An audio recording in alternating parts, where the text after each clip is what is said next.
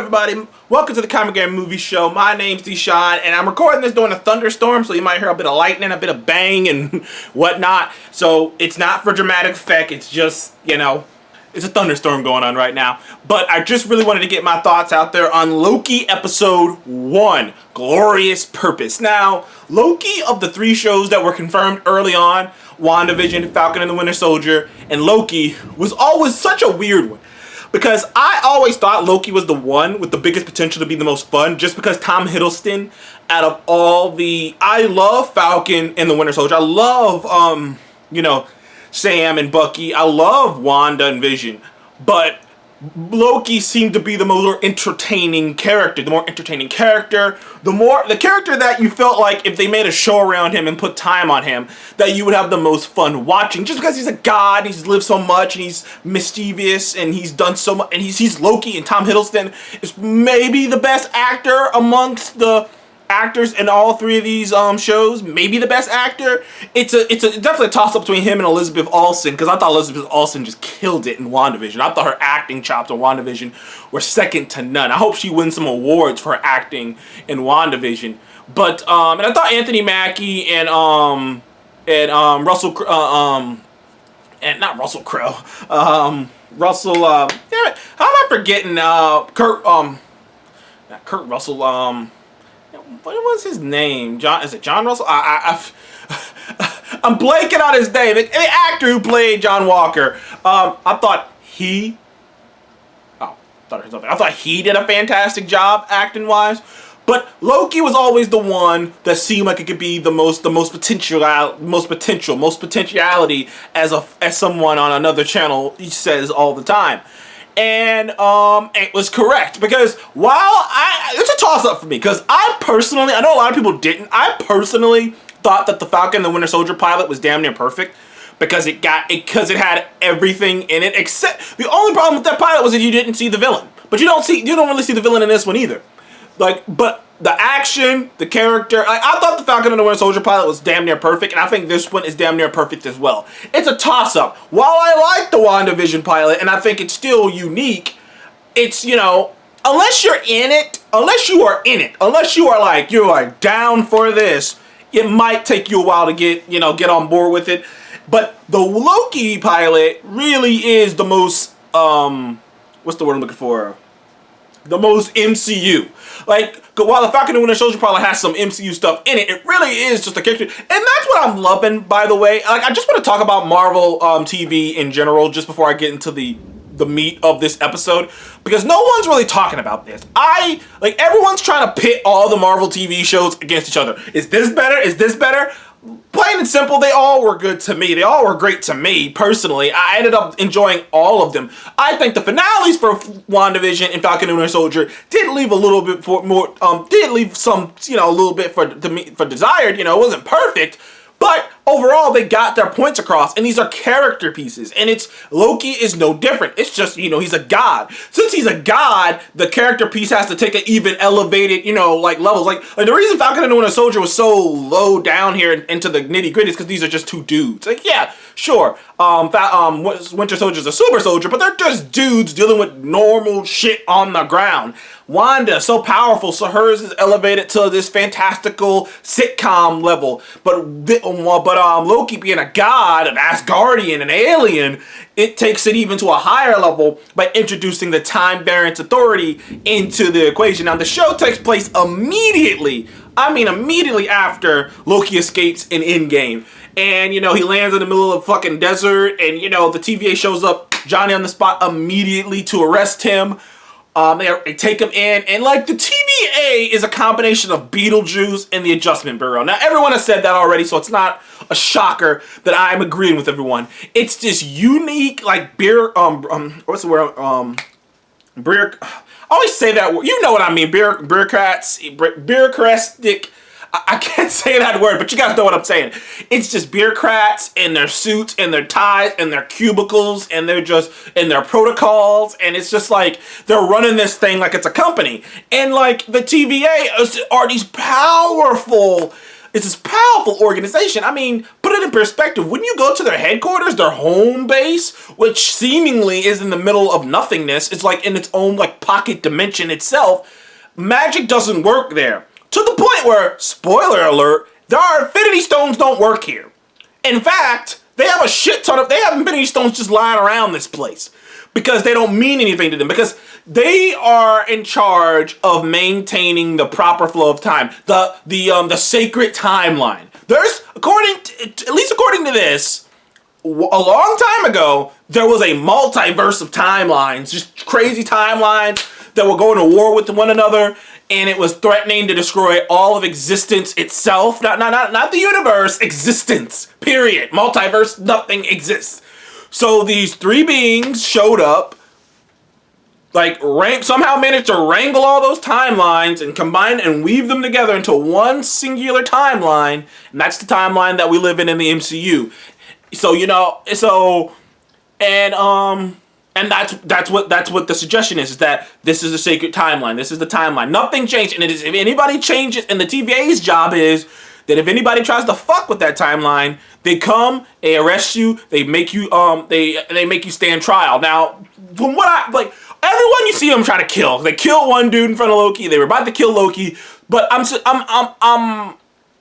suppose like there are still a bunch of mysteries that weren't answered.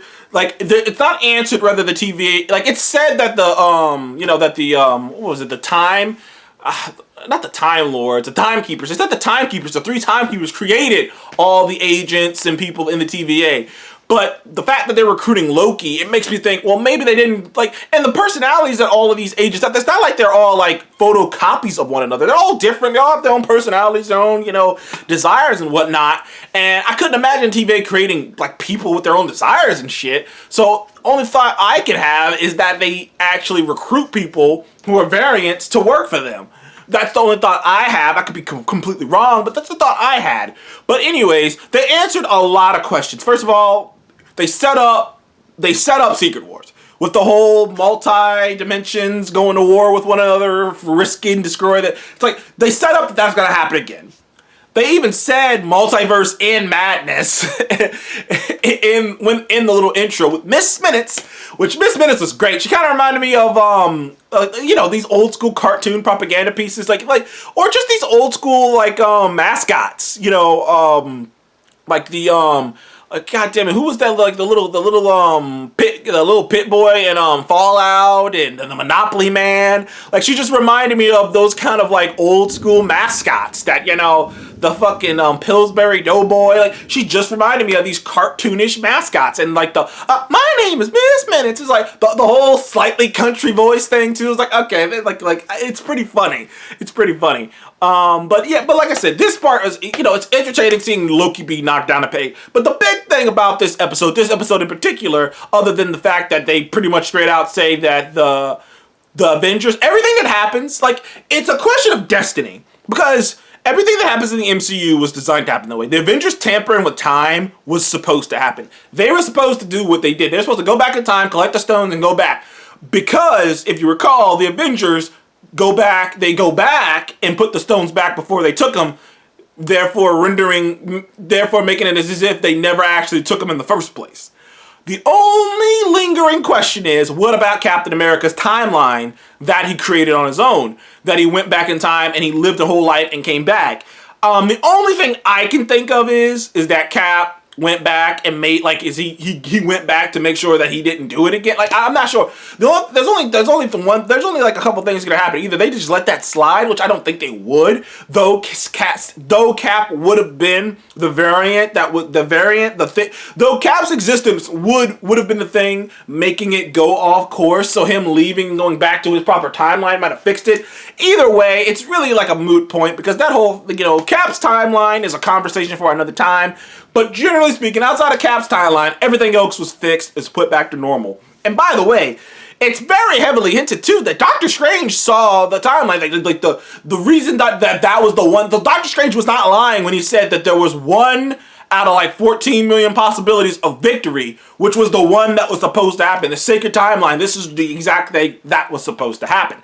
So so like that was interesting to find out about the Avengers, but really the heart of it is Loki and Mobius, aka Owen Wilson, who is hilarious, who was fun in this, who was sly in this, who has this dry humor, playing back and forth off of freaking Tom Hiddleston. They're great together, and it's really an examination of Loki, of why he does what he do, why he does the things he does, and why he feels the way that he feels. And in the end, they just straight up and really it's a breaking down of a villain. And at a certain point, Mobius just outright says, "Your destiny, like your purpose in life is to lose to the hero, is to lose to other people to make them become the best version. Your purpose in life is to cause pain and misery and lose to the other people to make them the best versions of themselves. That's your purpose."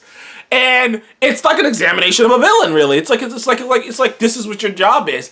And it's curious because the way they talk, it's like it makes it interesting about destiny versus you making your decisions, because it's not like the TVA is pulling the strings. You're not like, but it's not that they're not pulling the strings. They know what's gonna happen because they got the technology to see it. So it's not so much they're pulling the strings. They're just like, this is what you do because this is what you're destined to do. And if you don't do this, that means you change things, which means which ranges like the highs is like which I'm curious of how that could even happen. How can someone just not do what they're supposed to do? Not do, because the way time works is the thing you're doing, you don't know that you're supposed to do it. Essentially, if Beethoven just decided when he was like 5 that I don't want to do music and said fuck his dad and just jumped off a bridge, would that just completely fuck the timeline? Is that what they're saying? But why would he do that? And literally, the examples they gave is, what if you start a war, you start a revolution and start a war that you weren't supposed to start? Or what if you just, and to the smallest, what if you just, you're supposed to clock in, this is what you were supposed to do, and you just decided not to do it? What if you were in a rush, going to work, you're like a few minutes late, you're like, oh man, boss man's gonna give me shit. You got all in there and you decided, I don't want to do it, and you just walked out the store. The TVA would show up and just arrest your ass and just delete your timeline, which, by the way, they're so powerful. Not only do they have Infinity Stones just lying around, because that ain't shit to them, they have devices that can erase timelines, which is essentially erasing a universe. Let's just face it. Now, they say, restarting, which I'm guessing it means that they just, restructure it back to the way it was supposed to be. But I mean, that's basically, they're erasing an entire timeline that just didn't happen. They can just erase timelines with these devices. There's so much mystery. There's not too much. You learn that what we kind of knew a while ago, that the reason that Owen Wilson's character Mobius is so interested in Loki, is so interested in breaking Loki down, was just some amazing moments, amazing acting from Tom Hiddleston as he's digesting his future that he never got to see, all the way down to him getting choked the fuck out. But the thing is, the reason they're so interested in him is because they're hunting another Loki variant. Now, I've seen some people go, oh, well, that means, fucking Gracie Randolph, that doesn't make any sense. How is there a variant if there's not multiverse? Well, that's pretty fucking simple. The variant escaped before they could fix it, because that's all they need to do is just fix it. That's why they put those things down, to fix it, to clip the actual timeline. And clearly, they've been following this variant, trying to clip the timeline, and they try to find this fucking variant. But that's easy. It's an easy explanation for why there's not a multiverse just yet. Because, yeah, sure, there might be a multiverse version of Loki out there who escaped, but the timeline that they come from was clearly, was cut. But yeah, that's why they want Loki, to hunt another Loki now. Now to me, I feel hints of sinisterness, if that's a word, to the TVA. That there are things that they couldn't answer, especially about the 3 space lizards who are running the whole thing. That, first of all, you don't see them. It doesn't seem like, and I don't want to spoil it because I didn't see the second episode, but I've seen people who have, I've seen people review who have reviews who have, and it doesn't seem like that answer to if they're there gets answered in the second episode either. Which just, the longer that you don't see the three, timekeepers, the longer it becomes apparent that, like, some of this shit might not be real. Because the way they all talk is kind of cult-like, and it makes you question what's going on with the TVA. But that's all I gotta say about Loki. Love the pilot, thought it was fantastic. For me, it's tied with Falcon and the Winter Soldier. I know some people didn't like that, like some people had a problem with that pilot. I absolutely love that pilot, and I absolutely love this pilot too. Gonna go watch it. As soon as I'm done recording this, I'm gonna watch it again. So I give the first episode of Loki, Glorious Purpose, a 9.5. I loved it, man. I had a blast with it. The world building was great. Oh, man, it just adds so much to the MCU. Ramifications are massive. But anyways, thank you guys for watching the Comic Game Movie Show. Please be like, subscribe, and I will see you on the next one. Goodbye.